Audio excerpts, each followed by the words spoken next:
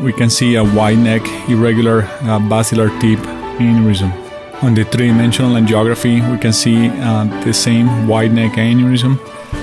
Our initial plan was to have a balloon-assisted coil embolization, having a balloon coming from the right vertebral artery and doing the coiling from the left side. We attempt this in multiple opportunities. Since it was a wide neck aneurysm, it was necessary to have the support of the balloon in the neck. We use a high-perform balloon that was placed from the basilar artery into the right PCA, and a microcatheter was advanced into the aneurysm, and posteriorly the aneurysm was attempted to be coiled.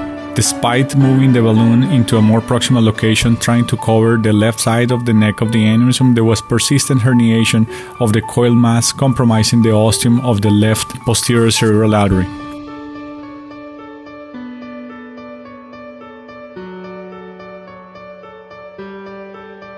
We established another access, secondary access through the left femoral artery. A 6-French envoy catheter was advanced into the left internal carotid artery, and after demonstrating adequate caliber of the posterior communicating artery, we navigated a hyperglide balloon from the left internal carotid artery through the left posterior communicating artery into the left P1, P2 segment, spanning the neck of the aneurysm and landing the balloon covering the neck of the aneurysm into the right P1 segment.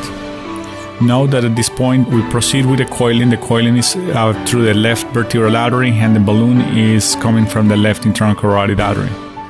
On this roadmap, you can see the impression that is left on the balloon that has been used when the balloon is inflated on the right side on the unobstructed view, and we can see that the coiling goes through from the vertebral artery into the basilar tip aneurysm.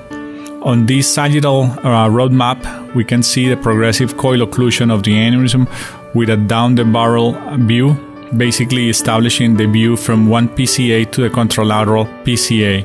Once the balloon is inflated, you can see that the neck is completely protected. Finally, on this sagittal view, we have that once the coil embolization is completed, the balloon catheter is deflated, the tail of this coil is unstable, waving, and protrudes into the basilar artery. When the contrast is injected, you can see that the tail of the coil protrudes and waves every time that there's an injection. At this point, it was considered this was a potential case for a thromboembolic phenomenon, especially with a bioactive coil. We decided to tack this coil tail into the coil mass using a stent for this purpose. In order to have that, we had the catheter that was used before, the balloon catheter, and then we replaced that catheter over an exchange wire. We used accelerator wire inside the balloon, and then we were able to remove the balloon catheter, and over that exchange wire, we use stent delivery catheter. We use a Neuroform and delivery system in order to have the same platform, the same trajectory for the stent that we have for the balloon. Finally, on the left vertebral injection, we can see that the aneurysm is completely coiled and the stent is deployed from the left internal carotid artery. On this slide, we can see a sagittal view of the coil tail that is being tacked by the stent into the coil mass, and we can see the down the barrel view with the same perspective we had with the balloon through the stent. On the AP projection, we can see the horizontal stent crossing from one PCA to the contralateral PCA, spanning the neck of the aneurysm.